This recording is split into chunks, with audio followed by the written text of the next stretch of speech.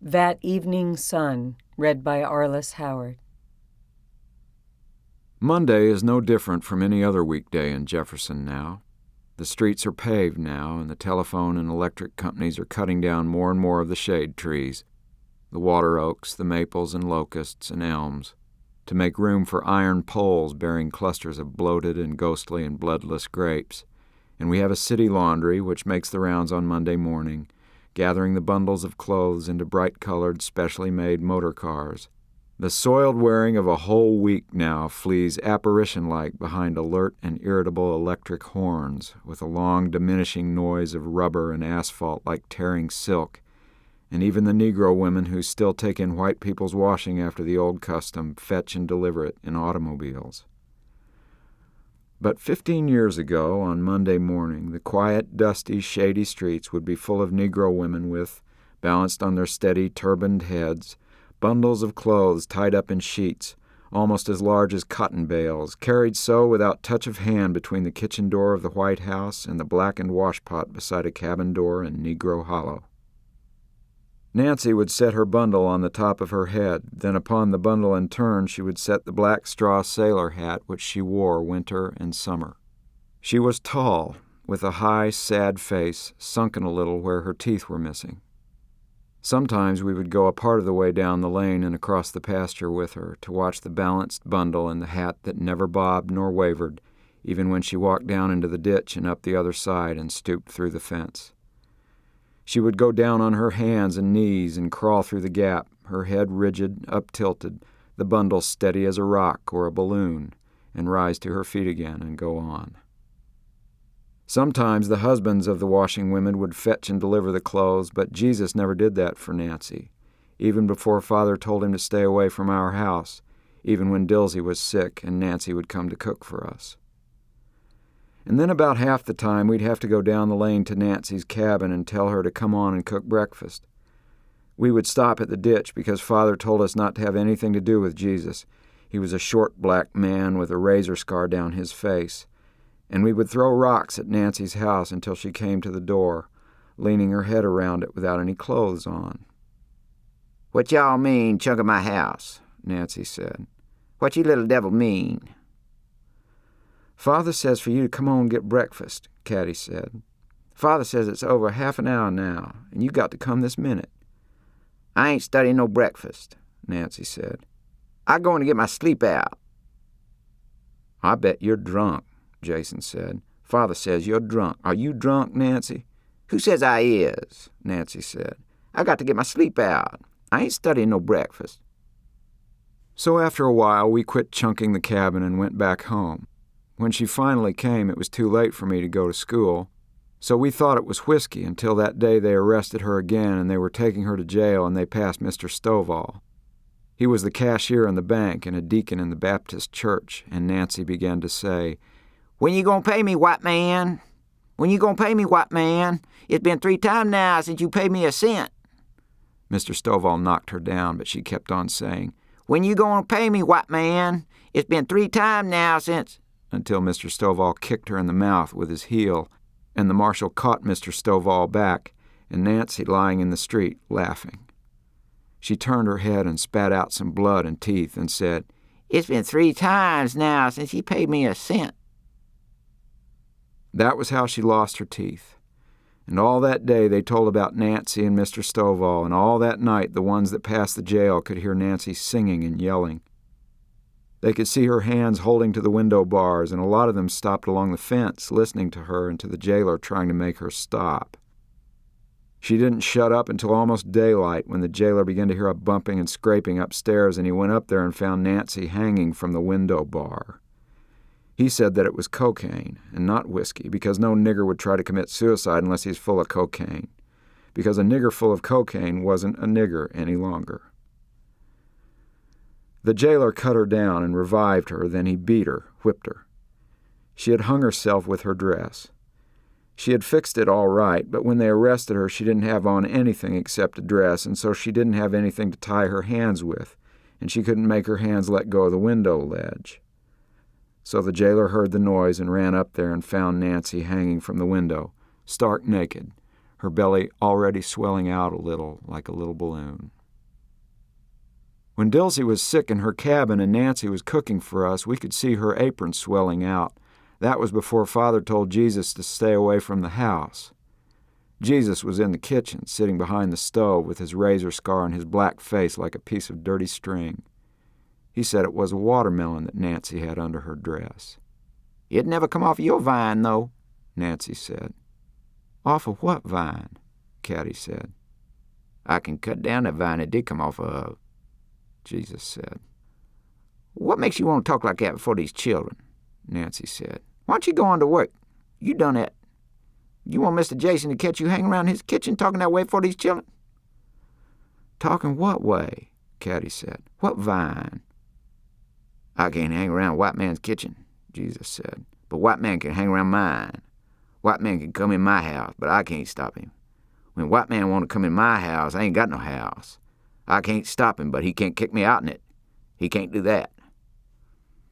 Dilsey was still sick in her cabin. Father told Jesus to stay off our place. Dilsey was still sick. It was a long time. We were in the library after supper. "Isn't Nancy through in the kitchen yet?" Mother said. "It seems to me that she has had plenty of time to have finished the dishes." "Let Quentin go and see," Father said. "Go and see if Nancy is through, Quentin. Tell her she can go on home." I went to the kitchen. Nancy was through. The dishes were put away and the fire was out. Nancy was sitting in a chair close to the cold stove. She looked at me. "Mother wants to know if you are through," I said. "Yes," Nancy said. She looked at me. "I done finished." She looked at me. "What is it?" I said. "What is it?" "I ain't nothing but a nigger," Nancy said. "It ain't none of my fault." She looked at me, sitting in the chair before the cold stove, the sailor hat on her head. I went back to the library. It was the cold stove and all, when you think of a kitchen being warm and busy and cheerful, and with a cold stove and the dishes all put away and nobody wanting to eat at that hour. "Is she through?" Mother said. "Yes'm," I said. "What is she doing?" Mother said. "She's not doing anything. She's through." "I'll go and see," Father said. "Maybe she's waiting for Jesus to come take her home," Caddy said. "Jesus is gone," I said. Nancy told us how one morning she woke up and Jesus was gone. "He quit me," Nancy said. "Done gone to Memphis, I reckon. Dodging them city police for a while, I reckon." "And a good riddance," Father said. "I hope he stays there." "Nancy's scared of the dark," Jason said. "So are you," Caddy said. "I'm not," Jason said. "Scary cat," Caddy said. "I'm not," Jason said. "You, Candace," Mother said. Father came back. "I'm going to walk down the lane with Nancy," he said. "She says that Jesus is back." "Has she seen him?" Mother said. "No. Some negro sent her word that he was back in town. I won't be long."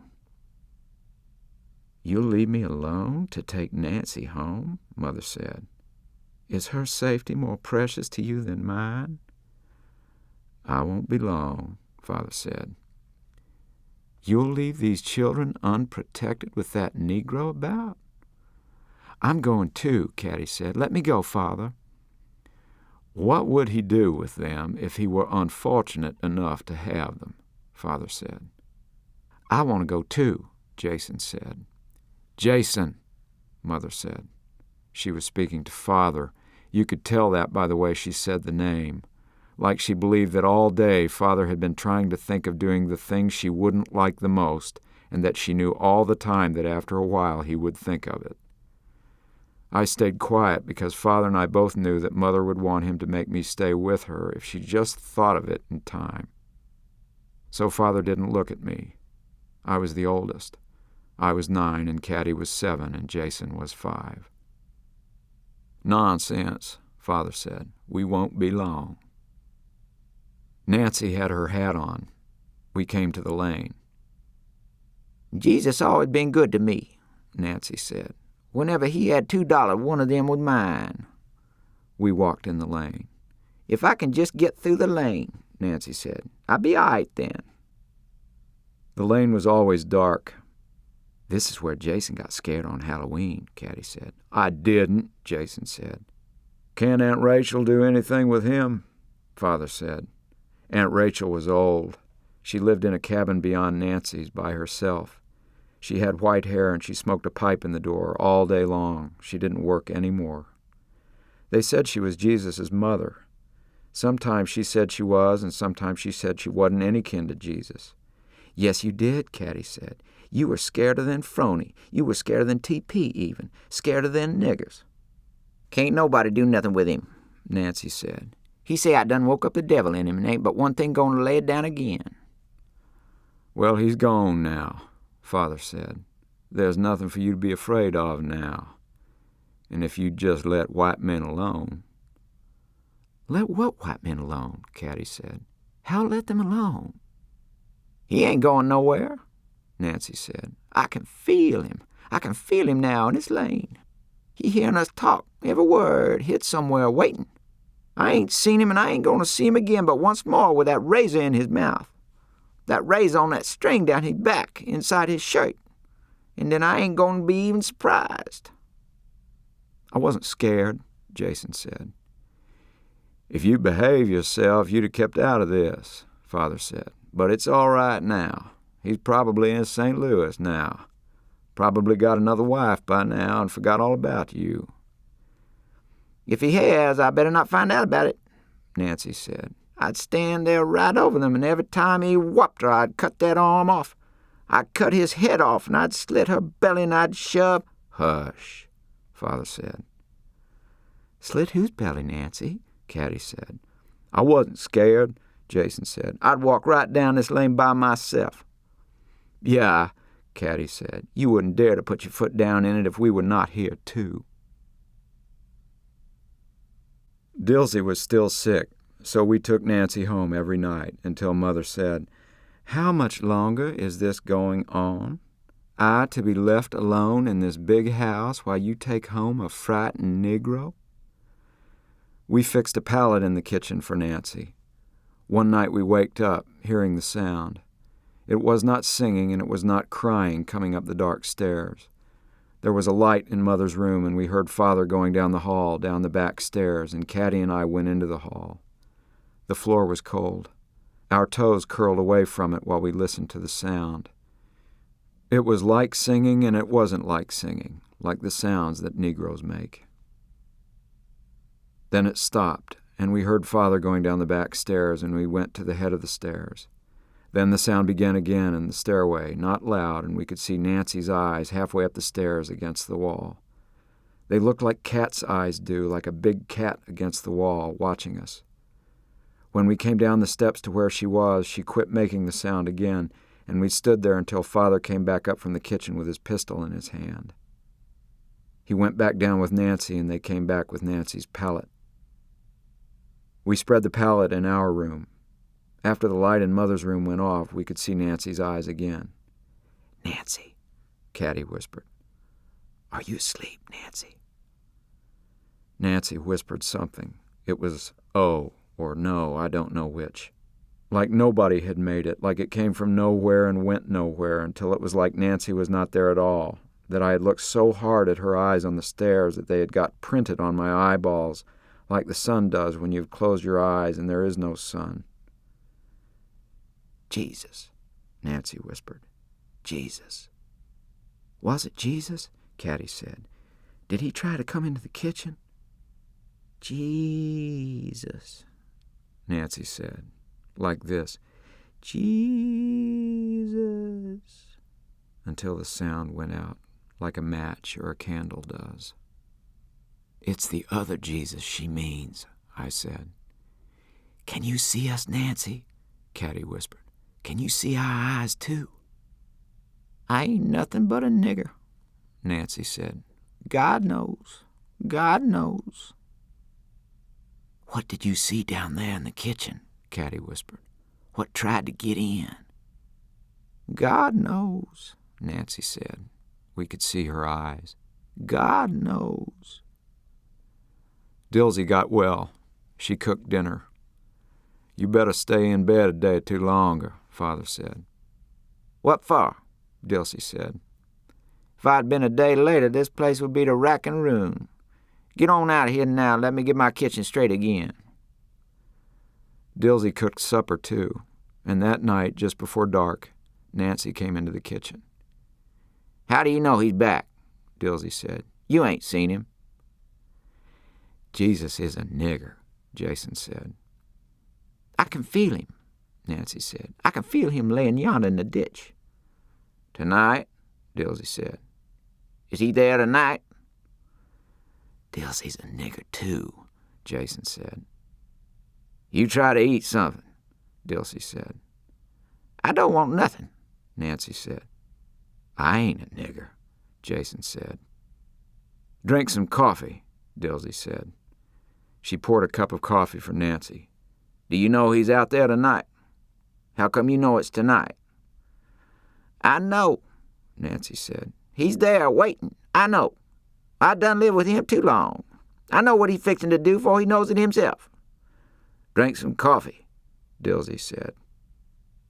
Nancy held the cup to her mouth and blew into the cup. Her mouth pursed out like a spreading adder's, like a rubber mouth, like she had blown all the color out of her lips with blowing the coffee. I ain't a nigger, Jason said. Are you a nigger, Nancy? I hellborn, child, Nancy said. I won't be nothing soon. I gone back where I come from soon. She began to drink the coffee. While she was drinking, holding the cup in both hands, she began to make the sound again. She made the sound into the cup, and the coffee splashed out onto her hands and her dress. Her eyes looked at us, and she sat there, her elbows on her knees, holding the cup in both hands, looking at us across the wet cup, making the sound. Look at Nancy, Jason said. Nancy can't cook for us now. Dilsey's got well now. You hush up, Dilsey said.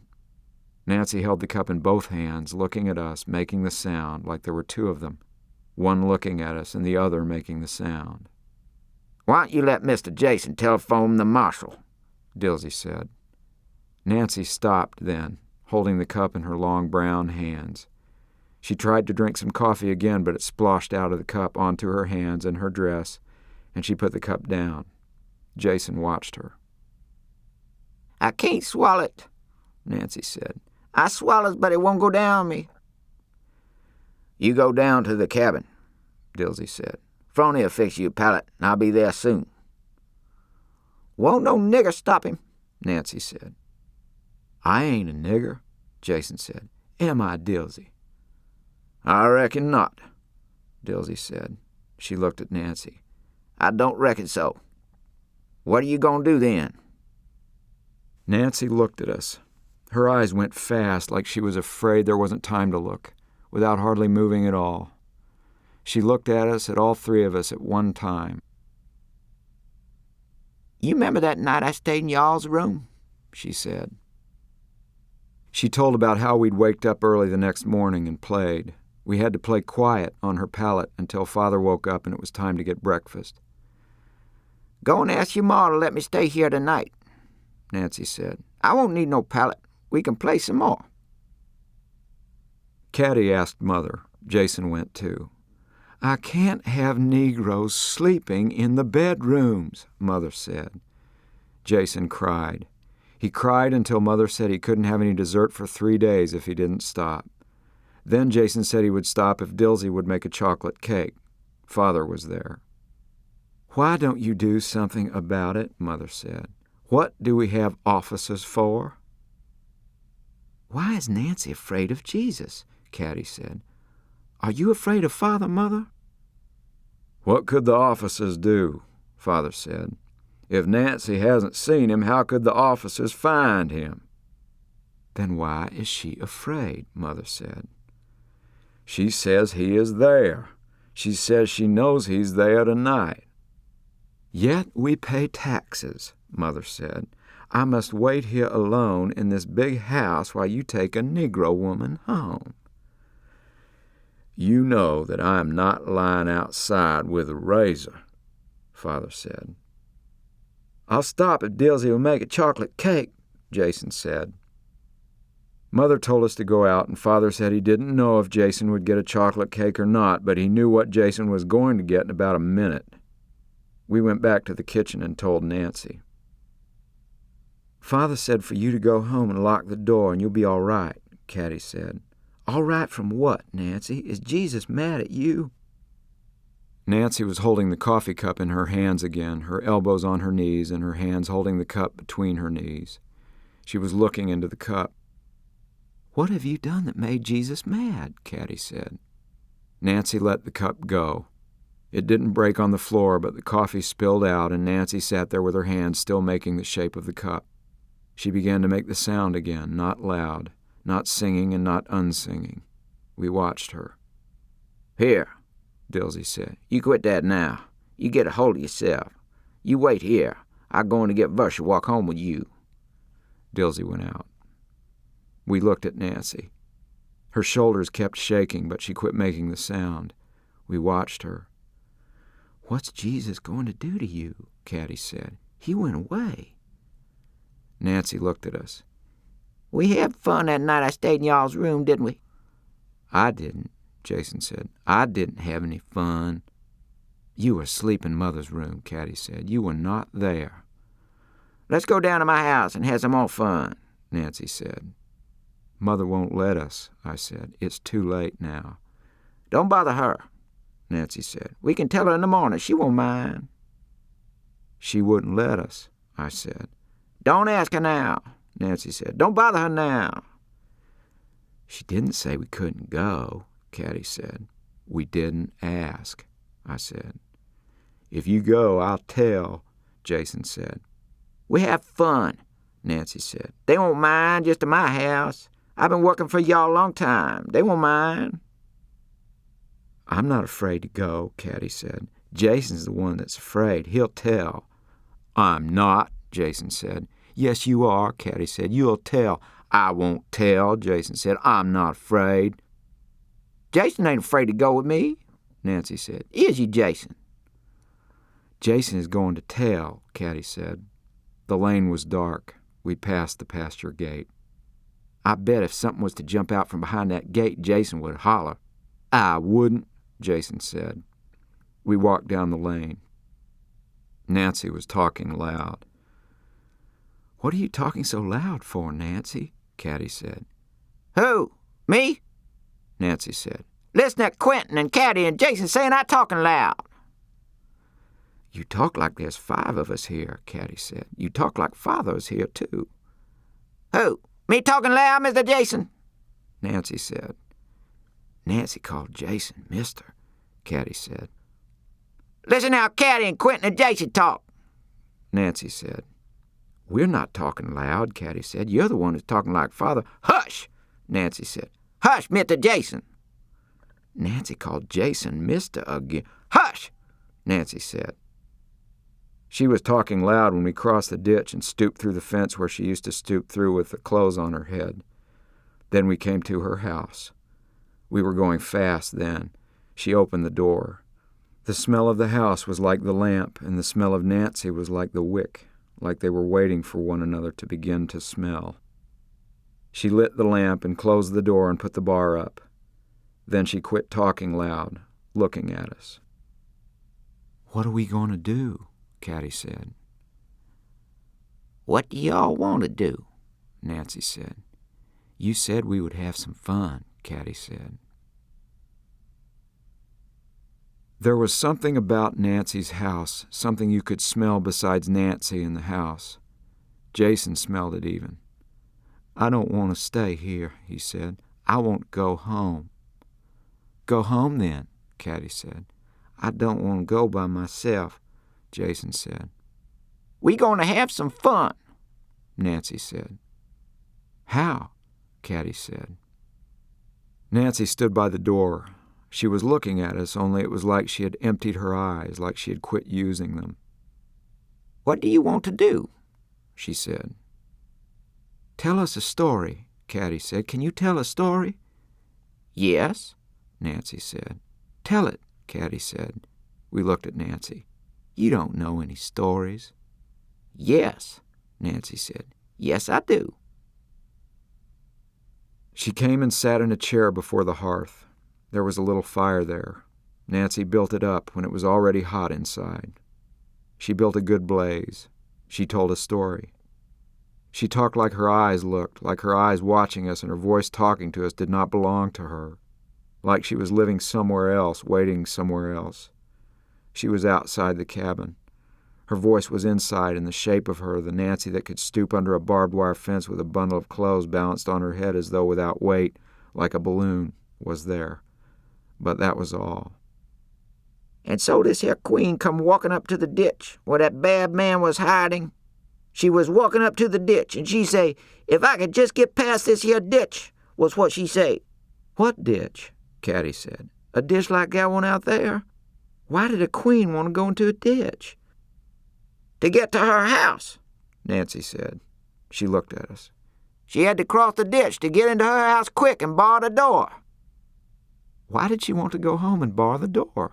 Caddy said. Nancy looked at us. She quit talking. She looked at us. Jason's legs stuck straight out of his pants where he sat on Nancy's lap. I don't think that's a good story, he said. I want to go home.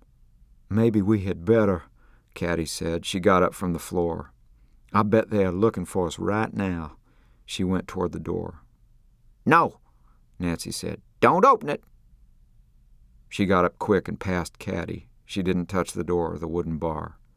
Why not? Caddy said. Come back to the lamp, Nancy said. We have fun. You don't have to go. We ought to go, Caddy said, unless we have a lot of fun. She and Nancy came back to the fire, the lamp. I want to go home, Jason said. I'm going to tell. I know another story, Nancy said. She stood close to the lamp. She looked at Caddy like when your eyes look up at a stick balanced on your nose. She had to look down to see Caddy, but her eyes looked like that, like when you are balancing a stick. I won't listen to it, Jason said. I'll bang on the floor. It's a good one, Nancy said. It's better than the other one. What's it about? Caddy said. Nancy was standing by the lamp.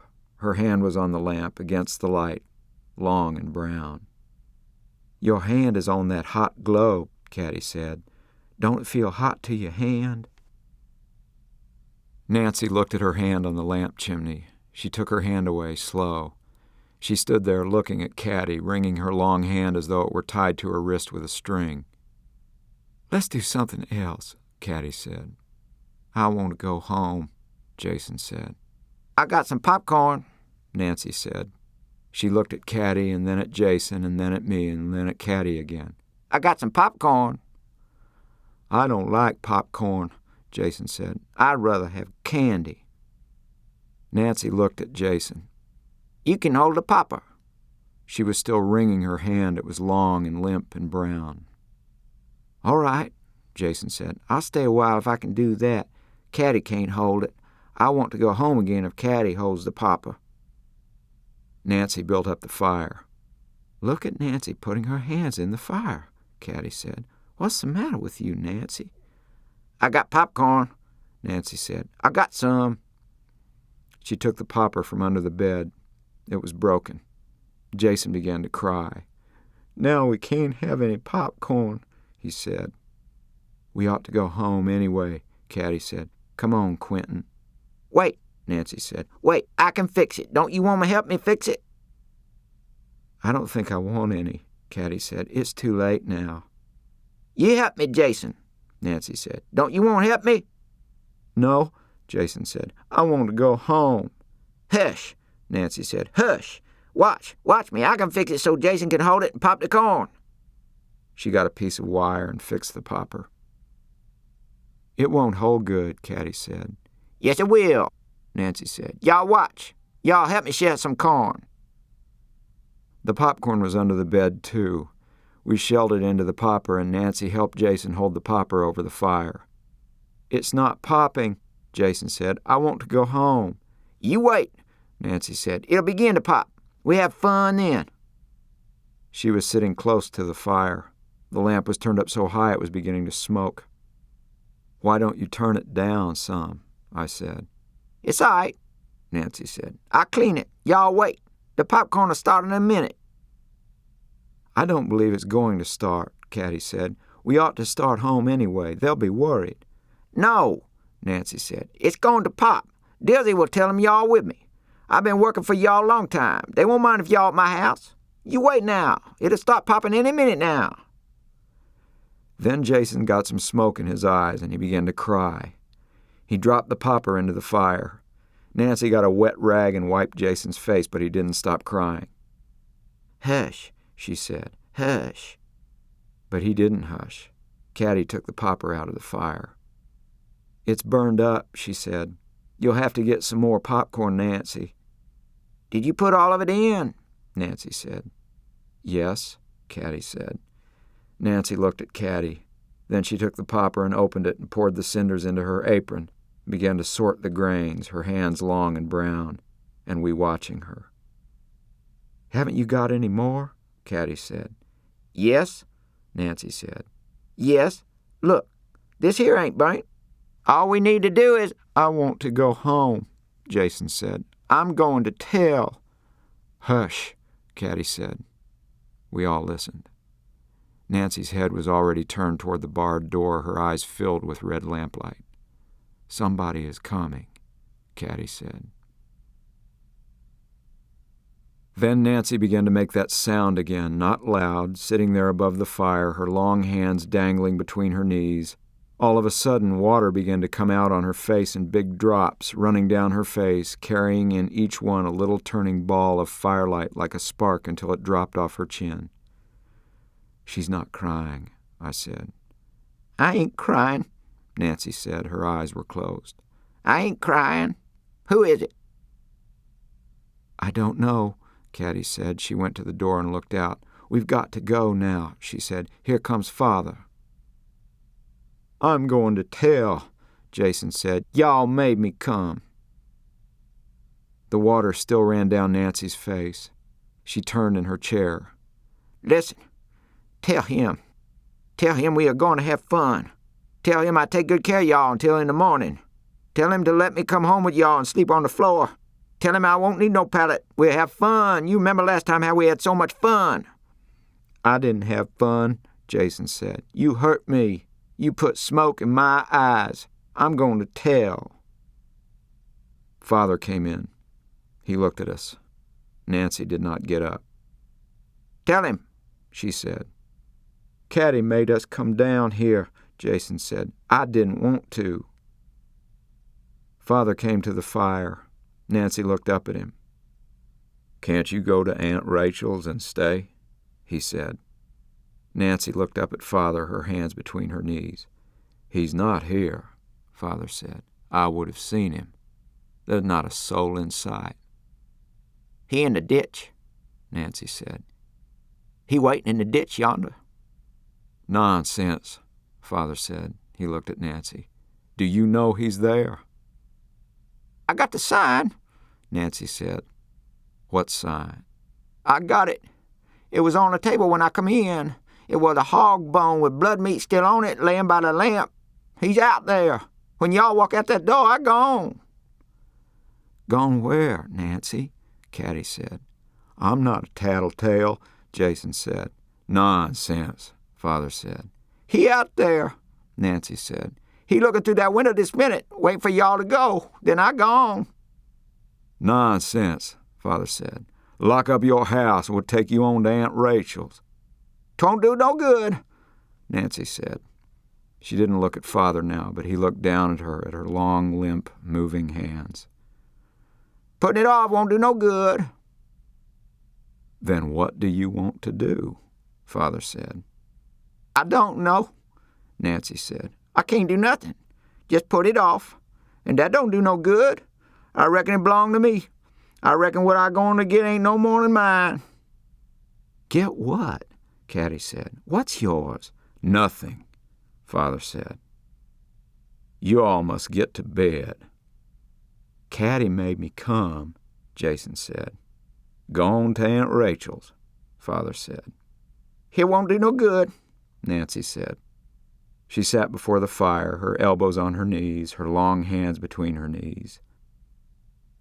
When even in your own kitchen wouldn't do no good. When even if I was sleeping on the floor in a room with your children and the next morning there I am in blood. Hush, Father said. Lock the door and put out the lamp and go to bed.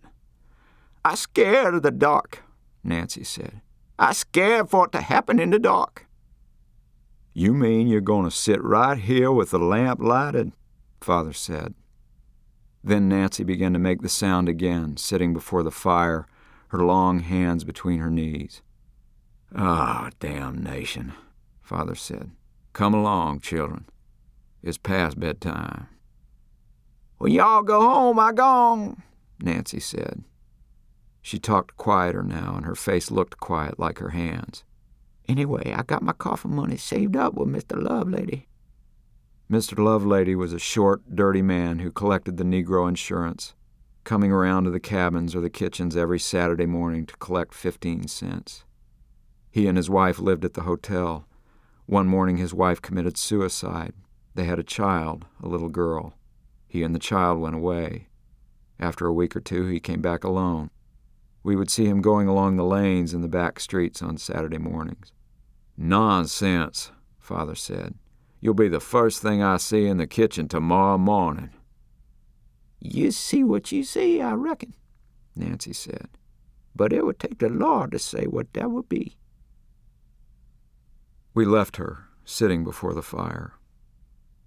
Come and put the bar up, Father said, but she didn't move. She didn't look at us again, sitting quietly there between the lamp and the fire. From some distance down the lane we could look back and see her through the open door. What, Father? Caddy said. What's going to happen? Nothing, Father said. Jason was on Father's back, so Jason was the tallest of all of us. We went down into the ditch. I looked at it, quiet. I couldn't see much where the moonlight and the shadows tangled. If Jesus is hid here, he can see us, can't he? Caddy said. He's not there, Father said. He went away a long time ago. You made me come, Jason said, high. Against the sky it looked like Father had two heads, a little one and a big one. I didn't want to. We went up out of the ditch. We could still see Nancy's house and the open door, but we couldn't see Nancy now, sitting before the fire with the door open because she was tired. I just done got tired, she said. I just a nigger. It ain't no fault of mine. But we could hear her because she began just after we came up out of the ditch, the sound that was not singing and not unsinging. Who will do our washing now, Father? I said. I'm not a nigger, Jason said, high and close above Father's head. You're worse, Caddy said. You are a tattletale. If something was to jump out, you'd be scareder than a nigger. I wouldn't, Jason said. You'd cry, Caddy said.